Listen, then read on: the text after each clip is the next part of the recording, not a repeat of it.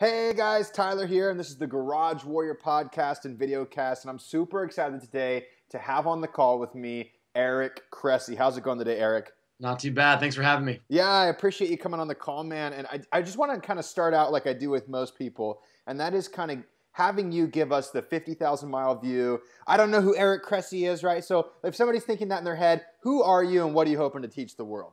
Yeah, the 15-second elevator pitch. I own a training facility. It's about 40 minutes west of Boston.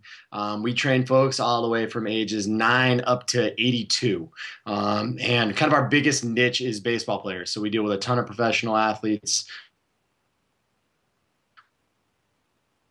on the baseball side of things. But we also deal with general fitness folks, people from all different walks of life, different kind of athletes. So what that's lent itself to is you see enough people on a daily basis, you coach them, you see patterns, you see trends, and it's led to doing more products that kind of can teach the masses a little bit more about how they need to move, how they need to train. And that's really where this product came from. Sure, sure. And you've been doing this for how long now, Eric? Yikes. I mean, I first got certified when I was 20, believe it or not. So I'm coming up on 13 years in the business. Right. You know, not all of it is informed as it is now, but it was a good foot in the door. Well, I'm glad you mentioned that, though, because it's so interesting to me. I used to own 4 boot camp programs, and one of the instructors that was working for me had been doing this for 25 years, and he was like the worst instructor on the planet. Great, fantastic personality, kept people captivated, but just because you've been in the game for so many years doesn't mean you're so intelligent. Tell me what you place a value on in terms of educating yourself in order to become the best trainer you can become. Yeah, it's the whole adage of, do you have 25 years of experience or do you have 25 years of the exact same 1 year of experience? It's so true. For me, it's a number of different things. I think it's evolved over the years. Like, I think in the past, obviously you have your schooling, you have different experiences on that side of things. You know, when I was at the University of Connecticut doing my grad degree, I was in the Human Performance Lab, and then I was in varsity strength and conditioning, and I got a lot of different exposures there. I think once you get out in the real world, the game's changed. There's more online accessibility with webinars. There's more journal articles accessible. So I think it's gone from being just like a read books scenario to you can actually experience a lot of those in-person things over your computer, just like we're doing right now. So I think that's been part of it. But you know what's the two biggest blessings for me is having the facility, because on one hand I get to interact with a ton of clients on a daily basis, and they ask questions that kind of give me the ideas and make me think about how we teach. But I think also I have a very good staff that pushes me to be better and ask the right kind of questions to really advance our overall philosophy. So there's a couple of different ways to attack it. Yeah, I think that's fantastic. I really loved doing the boot camp stuff and the private training stuff, just because it kind of lets you sink your claws into what really works. And like you said, when you start educating yourself with a particular system and then you go apply it to somebody who's got a torn meniscus or something, you're like, oh my God, I have to change everything. Absolutely. Right? It's so crazy how customized. The only way to get good at it is to experience it. You have to experience. That's fantastic. So obviously you're not an amateur. You're not somebody who's just a pseudo armchair theoretician. Yeah. So having known that there's so many of these people who are these armchair theoreticians out there, what do you see the main problem is that's wrong with the fitness industry? What's the big mistake we're recommending to people? I think the first thing is that we're getting cookie cutter. So you think about this. This is the analogy I use all the time. If you need a contract written up, you go to a lawyer. You need your taxes done, you go to an accountant. Right. You need a training program, and you find something that's cookie cutter on the internet. On bodybuilding.com. Think about it. Like, all right, let's say they screw up the contract. Then, maybe you get sued. You screw up your taxes. Maybe you go to jail for a year for tax evasion. You screw up exercise, you could die. Right. It's not like you're just leaving the wrong thing to your nephew in your will. It's a lot more serious. So, people don't, I think, place the same level of value on how they treat their body as how they treat their finances or whatever it may be. So I think that's been something we really work to talk to our clients about, our customers, whatever, is that we want to educate you about how your body moves uniquely and what it is that you need that's different than someone else might need. And so how do you go about that? Do you have a series of assessments that you typically put people through? And is there any way you can give us like an example of kind of how people can get started with your type of system? Yeah, absolutely. The two biggest things that we're screening for are core positioning and laxity. So core positioning is basically, there's some people who are in extremes of extension. So Right. they're very arched low back. We see these people, in most athletic disciplines, more common in females. And then You're we see talking people. about the Donald Duck posture, right? Exactly, exactly. And then at the other end of the spectrum, you see kind of the Quasimodos who are stuck in flexion, who sit at computers all day. So, Right. those people, they don't just need different cueing, they need different exercise selection altogether. Sure. The other thing we look at is joint laxity, meaning how mobile are your joints. A lot of people are very, very excessively mobile. Other people are stiff as a board. So you don't want to stretch somebody who's already hypermobile, and you don't want to leave out stretching for someone who's very, very tight. So those are kind of two big things that we attack early on in the program to make sure that people are getting at least funneled in the right direction, and we're making what would otherwise be a little bit more of a cookie cutter program more targeted to the individual.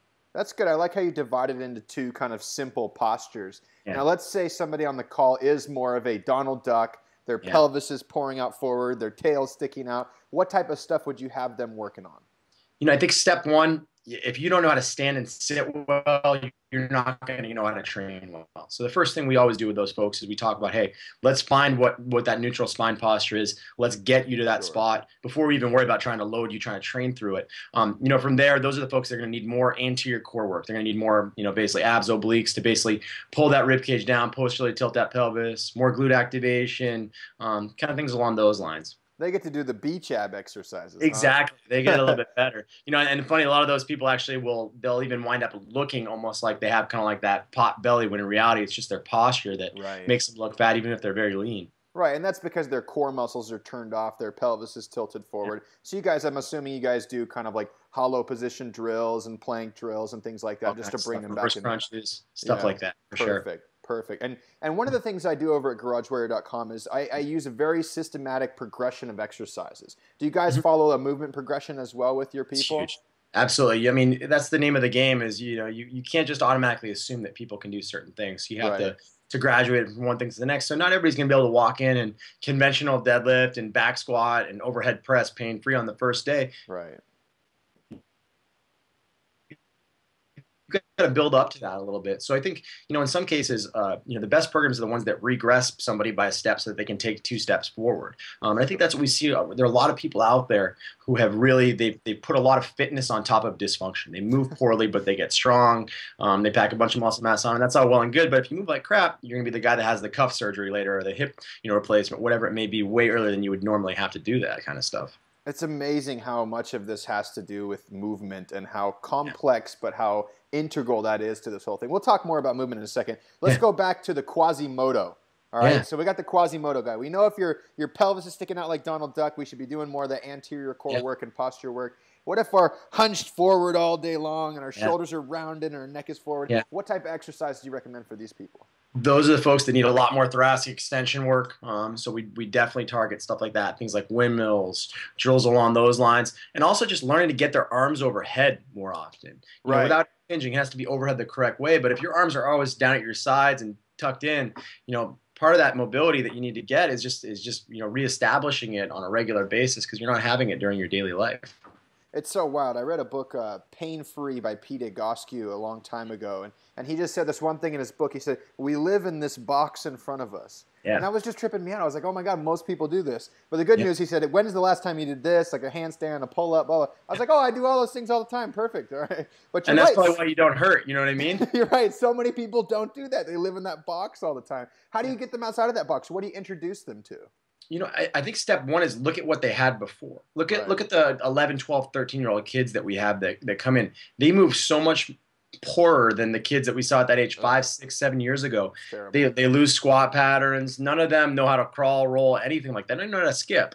So I think part of it is that kids just aren't exposed to these fundamental movement patterns. So I think a lot of times it's about regressing people to what they do. So I mean, we work bear crawls, inchworms, things like that into our warm-ups. I love Turkish get-ups for that reason. Learning how to do ground to standing transitions.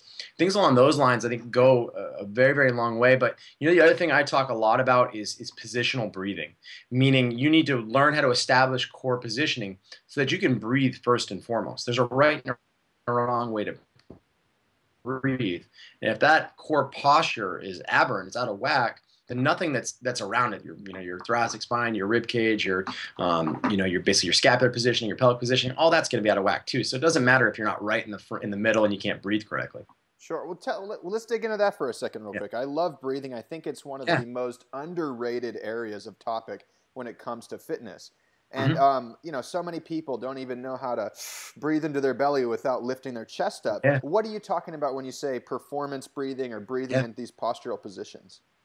So, and this is a little bit tough to just kind of describe in Sure. a video medium, but Pressure's on, one thing baby. we talk a lot about is something called the zone of apposition. So when you see these people who have this huge arch in their low back and their ribs flare up, what you basically have done is you've taken away the space into which your diaphragm can basically come up into. So your diaphragm is like a big parachute. It comes up and it goes back down. And you need that good rib positioning to basically allow the diaphragm to come up.